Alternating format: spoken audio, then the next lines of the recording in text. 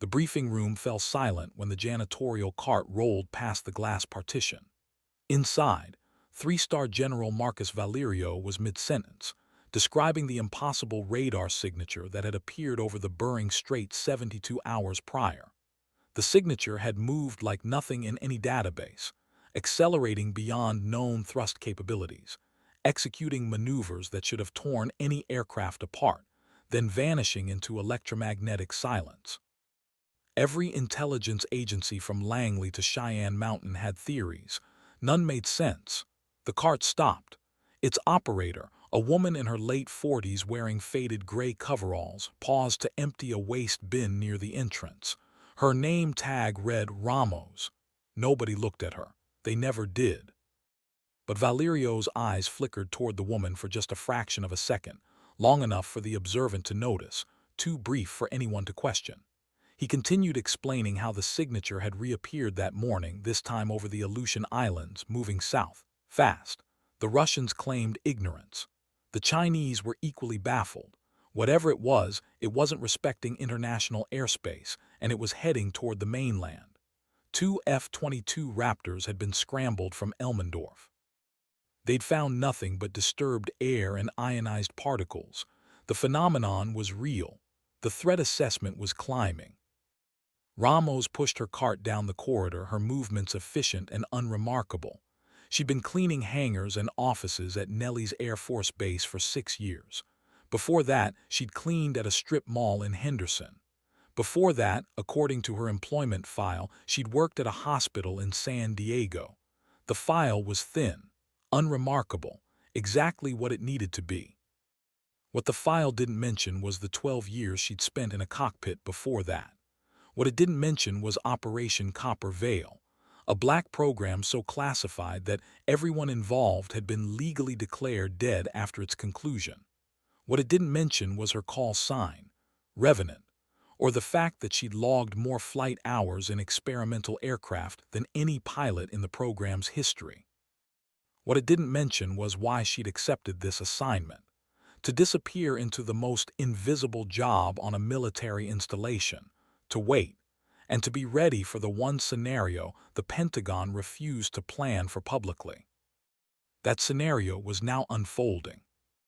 Her radio earpiece, disguised as a hearing aid, crackled softly. "Revenant, this is Olympus. The anomaly just pinged again. Same signature. It's accelerating towards Sector 7. We're out of time." She kept pushing the cart, her face expressionless. "Copy, Olympus. What's the play?" The voice hesitated. "You know the play, but command needs plausible deniability. You'll be going dark, completely dark." Ramos turned a corner toward the restricted hangar bay. "Understood. How long do I have?" Another pause. 30 minutes until the next wave of scrambles. After that, the window closes. She abandoned the cart near a supply closet and walked with purpose now, her gait changing, shoulders back, eyes sharp. The restricted hangar was guarded by 2 airmen who barely glanced at her credentials, the ones that read Maintenance Supervisor, and granted her access to areas most personnel would never see. Inside, beneath tarps and surrounded by equipment meant to suggest routine maintenance, sat an aircraft that didn't exist in any official inventory. It was an F-35 Lightning II, but modified in ways that would make Lockheed Martin's engineers weep or applaud, depending on their security clearance. The airframe had been stripped and rebuilt with materials that hadn't existed 5 years ago. The avionics were 3 generations beyond what was publicly acknowledged. And the engine was something else entirely. Ramos ran her hand along the fuselage, feeling the almost organic texture of the adaptive skin. This aircraft had been designed for one purpose, to chase ghosts at the edge of physics. She'd helped design it back when she'd officially existed, back when her recommendations had shaped entire weapons programs. Then the program had been terminated. The evidence had been erased. The team had been scattered. Everyone thought the project was dead. They were wrong. She climbed into the cockpit with the fluid motion of someone who'd done it 10,000 times. The seat conformed to her body, the helmet interface synced with her neural patterns, and the aircraft's systems hummed to life with a sound like distant thunder. No pre-flight checks. Those had been done continuously for 6 years. This bird was always ready. She was always ready. Olympus, Revenant, I'm in the saddle. The voice in her ear was different now, deeper, older, carrying the weight of decisions that would never appear in history books. Godspeed, Victoria, bring our sky back. She smiled grimly. Nobody had used her real name in 6 years. Victoria Ramos, Revenant, the ghost who hunted ghosts. The hangar doors began their slow opening sequence. Beyond them, the Nevada sky stretched infinite and blue, innocent of the storm approaching from the north. The anomaly appeared on her heads-up display before she'd even left the taxiway. It was moving faster now, shedding the pretense of physics, accelerating through velocity bands that should have generated plasma clouds visible from space. Her aircraft's computer was screaming warnings, calculating intercept vectors, predicting her own death in 17 different scenarios. She ignored them all. This was what she'd trained for in the black hours between midnight and dawn, in simulators that modeled impossible physics, preparing for a threat that officially didn't exist. The F-35 lifted off with a roar that rattled windows across the base. Within seconds, she was supersonic. Within a minute, she'd punched through 40,000 feet and was still climbing. The aircraft's adaptive systems were engaging now, shifting the airframe's properties in real time, turning her into something that blurred the line between machine and phenomenon. Below her, the world shrank into geometric patterns. Above, the sky deepened into darker blues, then purples, then the star-pricked blackness of near space. Revenant, multiple contacts just lit up. The anomaly is splitting. We count 7 distinct signatures now, moving in formation. Her hands moved across the controls with practiced precision. Confirm visual on formation pattern. Negative. They're moving through cloud cover over Alaska, but Revenant, the controller's voice caught. They're turning, all 7, directly toward your position. The heads-up display confirmed it. 7 points of impossible light descending from 70,000 feet, accelerating toward her like falling stars with malicious intent. Her heart rate didn't spike. Her breathing remained controlled. She'd faced impossible odds before. The difference was, last time she'd had a squadron. This time, she was alone by design. The first contact broke through the clouds 200 miles north. Her sensors captured it in full spectrum, and for a moment, Victoria Ramos, veteran of conflicts on 3 continents, pilot of aircraft that pushed the boundaries of human engineering, felt something close to awe. It wasn't an aircraft. Not in any conventional sense. It was geometry-made flight, angles that hurt to perceive directly, surfaces that seemed to reflect light from somewhere else. It moved like thought. Instantaneous direction changes, impossible accelerations, defying every principle of aerodynamics she'd spent 20 years mastering. Olympus, Revenant, visual confirmed. It's not ours, it's not theirs, it's not anything we've cataloged. Silence on the other end. Then, engagement protocols are your discretion, your weapons free. She armed the aircraft systems, missiles that officially didn't exist, energy weapons that existed only as budget line items in classified documents, electronic warfare suites that could burn out satellites. But as the formation drew closer, she realized something that made her blood run cold. They weren't attacking, they were escorting. The 7 craft had arranged themselves in a pattern she recognized from 1,000 training missions, a defensive formation, protecting something at the center. At the center was nothing, empty sky, or so her sensors claimed, but her instincts honed across 12 years of experimental flight told her otherwise. She adjusted her vector, moving parallel to the formation rather than intercept. The craft adjusted with her, maintaining formation, maintaining distance. They were aware of her, watching her. Waiting. Olympus, they're not hostile. Repeat, no hostile action. But there's something else here, something my sensors aren't reading. The controller's voice was tense. Revenant, we're tracking you at Mach 4.2 and climbing. Your airframe. I know. She's holding together, barely. The aircraft shuddered, stress indicators flashing amber, then red. The adaptive systems were working overtime, redistributing loads, compensating for forces that should have already torn her apart. The formation descended into thicker atmosphere, and suddenly her sensors screamed. The empty space at the formation's center wasn't empty. It was occupied by something that absorbed every form of detection. Radar disappeared into it. LiDAR returned impossible data. Even visual light seemed to bend around it, creating a sphere of distortion that hurt to look at. And then it opened. Not like a door, like reality deciding to take a different shape. Inside, she glimpsed structures, geometries, colors that shouldn't exist in three-dimensional space. And in that moment of impossible vision, Victoria Ramos understood. This wasn't an invasion. This was a test. She'd been chosen because she'd spent her career at the edge of what was possible, pushing barriers, refusing to accept that human flight had limits. Whoever, whatever, had created these craft had been watching, waiting for humanity to produce someone who could understand.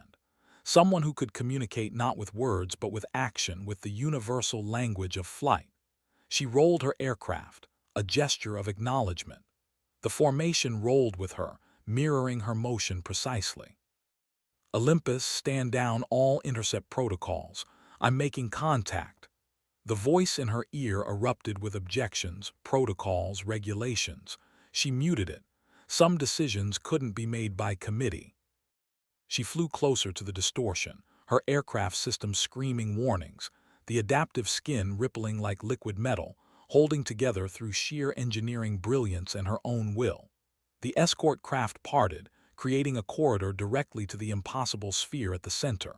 Her hand trembled on the control stick, the first sign of fear she'd allowed herself. Not fear of death, fear of being inadequate to the moment, fear that humanity's representative would be found wanting. She thought of her daughter, who believed her mother cleaned floors. She thought of the pilots she'd trained with, the ones whose names were carved into memorial walls. She thought of every moment that had led to this, every failed test flight, every breakthrough, every sacrifice made in the name of pushing beyond the known. She flew into the distortion. The world inverted. Up became down, left became right, and every sense she possessed screamed contradictory information. But her hand stayed steady, her training overriding panic, her mind focusing on the one thing that mattered, control. Pilots lived and died by control. The F-35 systems went dark, then rebooted in configurations that shouldn't be possible. New data flooded her displays, information about propulsion, energy manipulation, physics that made her conventional training obsolete. It wasn't an attack. It was knowledge, a gift, or a challenge. The distortion collapsed, spitting her back into normal space with a thunderclap that shattered windows 50 miles away. The escort formation was gone. The impossible sphere was gone. But her aircraft had changed. The heads-up display showed performance parameters that exceeded anything human engineering had achieved. The adaptive skin had reorganized itself into patterns that resembled the escort craft.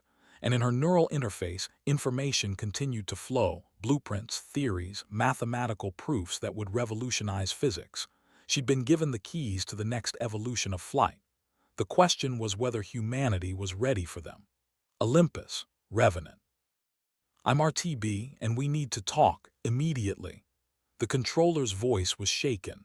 Revenant, your telemetry, what happened up there? She looked at her hands, steady on the controls, then at the transformed aircraft around her.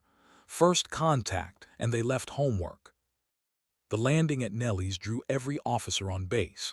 By the time Victoria brought the F-35 to a halt on the tarmac, a cordon of security vehicles surrounded the hangar. General Valerio stood at the center, his face unreadable.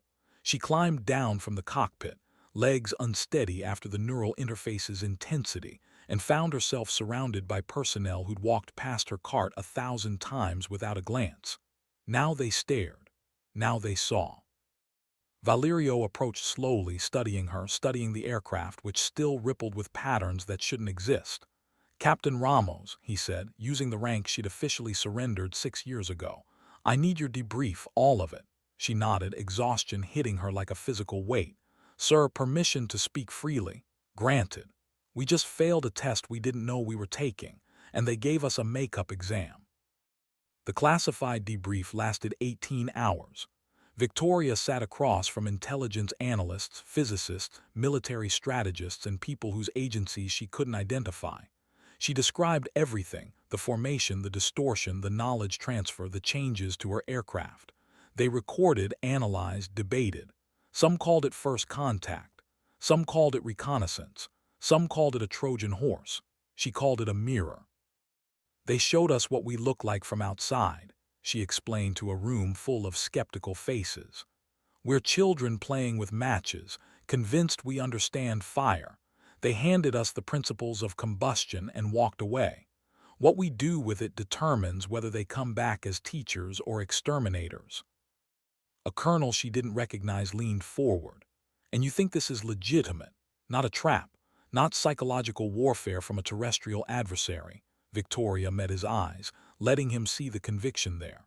Sir, I've flown against the best pilots from every major military on Earth. I've tested aircraft that push the limits of material science. What I encountered today didn't just exceed our capabilities, it operated on principles we haven't discovered yet. If this is terrestrial, then we've already lost any conventional conflict. If it's not, she paused, then we just got invited to a conversation we need to be smart enough to continue. The room fell silent. Valerio, standing in the corner, nodded slowly. Over the following weeks, Victoria found herself at the center of a program that officially didn't exist, teaching concepts that officially weren't known, preparing pilots for encounters that officially hadn't happened. The modified F-35 became a template. The knowledge that had been downloaded into her neural interface became curriculum.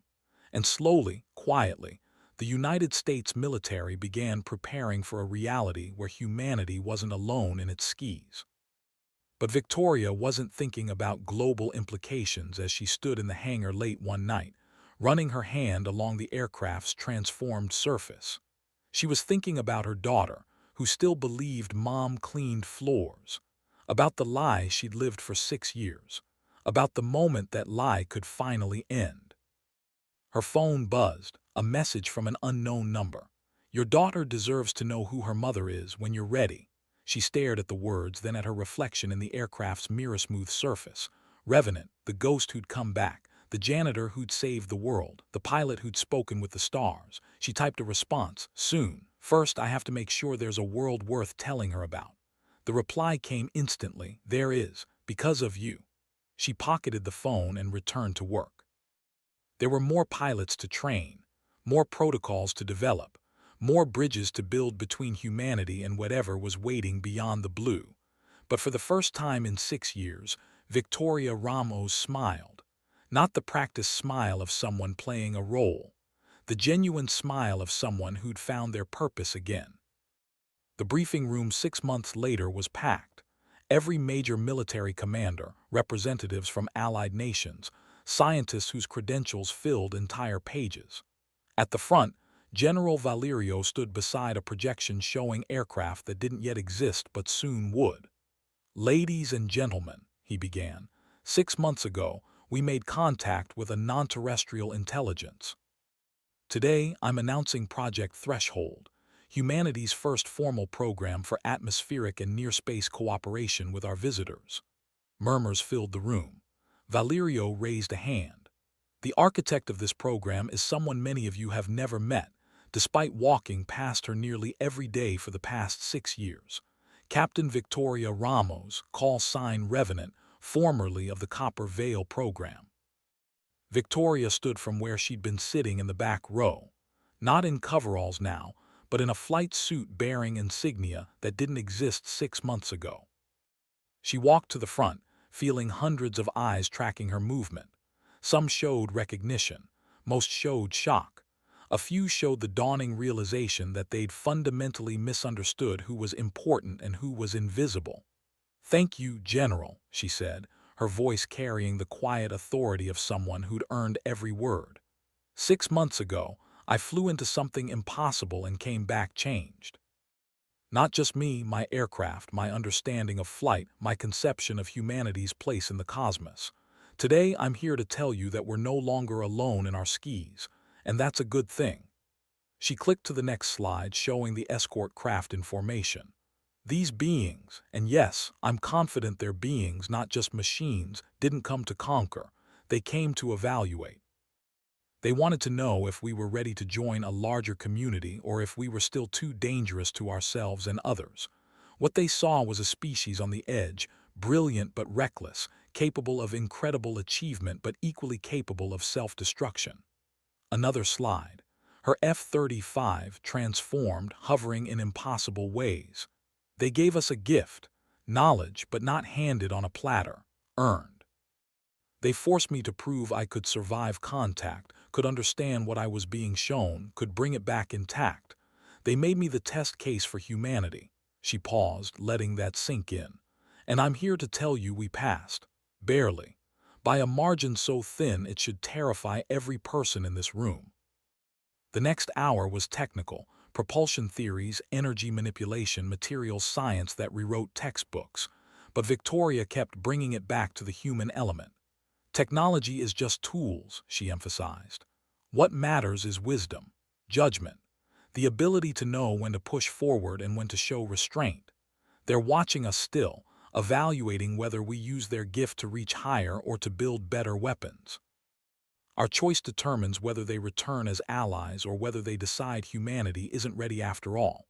A Russian general raised his hand. And what happens if we fail this test? Victoria's expression turned grim. Then they do what any responsible species does when they find a child playing with a loaded gun. They remove the gun. In this case, the gun is our own technology. They can neutralize it, all of it. Send us back to the pre-industrial age with a thought. Silence. Then an American admiral spoke up. So we're hostages. No, Victoria corrected. We're students, with the opportunity to graduate or flunk out. I prefer graduation. The briefing continued for hours, breaking into smaller sessions, technical discussions, policy debates. But the message had been delivered. Humanity stood at a threshold, and the janitor who'd cleaned their floors had become the gatekeeper. By the time the session ended, Victoria was exhausted. She found a quiet corner of the hangar, sat on an equipment crate, and closed her eyes. Footsteps approached. She didn't need to look to know it was Valerio. You did well, he said simply. They listened. Will they act? Some will, some won't. Such is the nature of change. He sat beside her, an informality that would have been unthinkable before. You know, when we recruited you for Copper Vale, the psych profile said you had an unusual combination. Absolute confidence in crisis, absolute humility in reflection.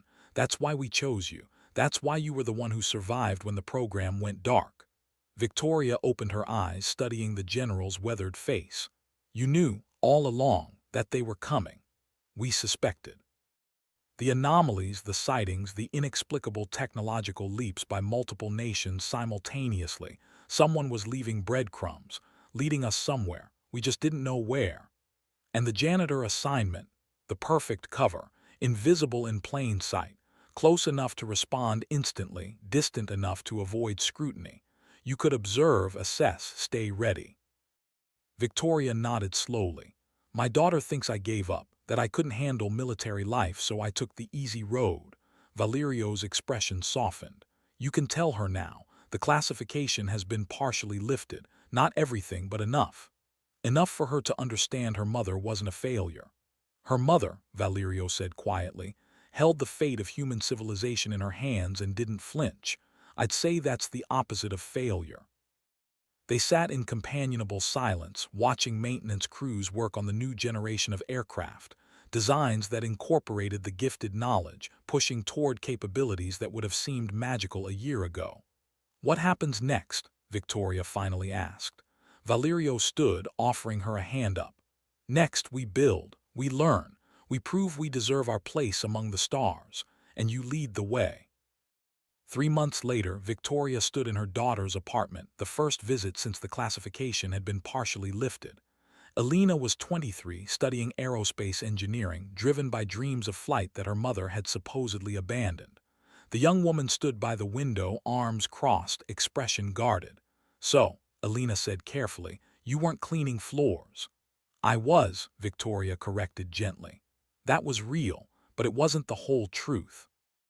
The whole truth being that you were what? A secret agent, a spy, A pilot, still a pilot, always a pilot, just one who needed to disappear for a while.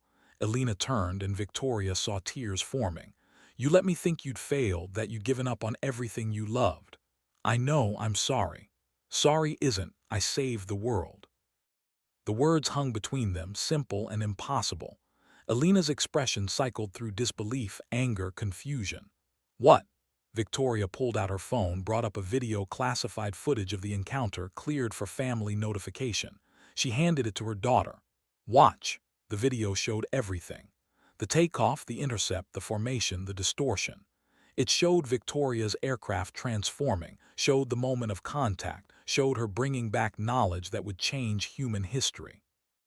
Elena watched in silence, tears streaming freely now. When it ended, she looked at her mother with new eyes. You did that. I did that. Because I spent 20 years preparing for the impossible. Because I refused to believe that humans couldn't fly higher, faster, better. Because someone had to, and it turned out that someone was me. Elena closed the distance between them, wrapping her arms around her mother. They held each other, years of misunderstanding dissolving into something new, respect, wonder, reconnection. I want to be like you, Elena whispered. Victoria pulled back, studying her daughter's face. You already are. Why do you think you chose aerospace engineering? You inherited the sky from me even when you thought I'd abandoned it. Teach me, please. I want to be part of this. Victoria smiled. Classes start next month. General Valerio approved your application yesterday. Welcome to Project Threshold, Lieutenant Ramos. Elena's eyes widened. I'm enlisted. As of this morning. Surprise. They laughed together, the sound bright in the small apartment, full of futures that hadn't existed a year ago. 1 year after first contact, Victoria stood on a platform at Edwards Air Force Base, addressing the first graduating class of Threshold pilots. 50 men and women from 20 nations, unified by a common purpose to serve as humanity's bridge to the stars. Among them stood Elena, her face serious and proud. You are not weapons, Victoria told them. You are ambassadors. Every flight you make, every encounter you have represents humanity's choice to reach higher, to be better, to prove we deserve our place in the larger community. Behind her, the new generation of aircraft sat in silent rows, sleek, transformed, incorporating principles that had seemed impossible 2 years ago. They were beautiful.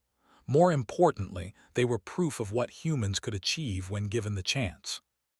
When I flew into the unknown, Victoria continued, I was alone, I was terrified, but I was also absolutely certain that humanity could rise to meet this moment. You are the proof I was right.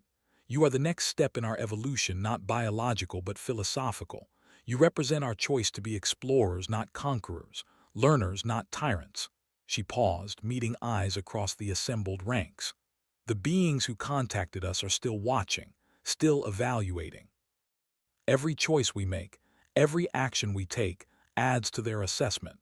Show them the best of us. Show them why humanity deserves to reach the stars. The ceremony continued with the traditional flyover, but this time the aircraft moved in patterns that would have been impossible before the gift, intricate, precise, beautiful.